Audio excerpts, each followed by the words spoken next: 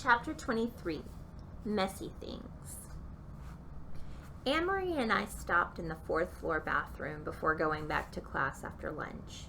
She said she wanted to wash her hands again after all that turkey. Today was fun, she said, looking at herself in the mirror and combing her hair with her fingers. I wish we got more than 40 minutes for lunch. I hate counting bread, I said. It's boring. She laughed. At least your hands don't smell like chemical turkey. At least you get to goof around behind the counter with Colin, I thought.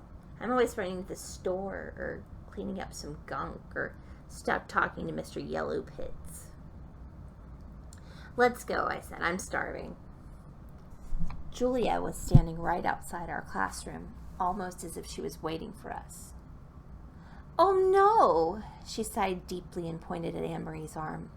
Oh, Anne-Marie, your turquoise sweater. It's your favorite. Poor you. And Mom thought I was dramatic. Anne-Marie looked down at the hem of her sweater, which had some mustard on it. I had no idea it was her favorite. It'll come out, Anne-Marie said. My dad will get it out. Julia leaned against the wall and adjusted her headband.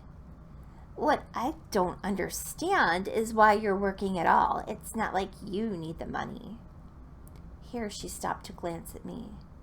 And no offense, but that place is kind of disgusting. I saw a roach there once. I like it there, Anne-Marie said. It's actually pretty fun. Yeah, well, that guy that works there is gross. He's not gross, I said, and he doesn't, I made air quotes, work there. He owns the store. We don't get paid, Anne-Marie said softly. It's just the sandwiches. And sodas, I said, waving my Sprite. Right, Julia said, talking just to Anne-Marie as if I didn't exist.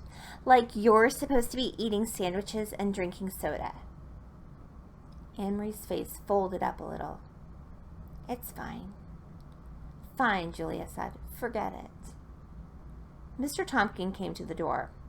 Why aren't you three inside? Silent reading period started 5 minutes ago. As we walked in behind Julia, I whispered to Anne-Marie, no wonder you don't want to be friends with her anymore. She's so rude to you.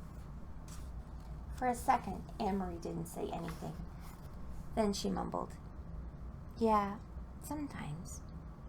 And we separated to go to our desks. Mr. Tompkin had left a book on my desk. He was always trying to get me to read something new. This one had a picture of a spunky-looking girl on the cover and some buildings behind her. And I pushed the spunky girl aside, pulled my book out of my desk, and opened it randomly to see where I would land. Meg was on the planet Camazotz, where all these little boys are in front of their matching houses bouncing their matching ball. All the balls hit the ground at the same exact moment, every time. Then all the boys turn at the same second and go back into their identical houses. Except for this one boy. He's outside all alone, and his ball rolls into the street, and then his mother comes out looking all nervous and carries him into the house. I was thinking about how much Mr. Tompkin would hate the idea of a place where all the houses looked exactly the same when something stung me hard behind the ear. I jerked my head up and saw Julia laughing silently over her book. And I looked down on the floor and saw the rubber band she had shot at me, at my head. I'd thought we were just irritating each other, but I was wrong. This was war.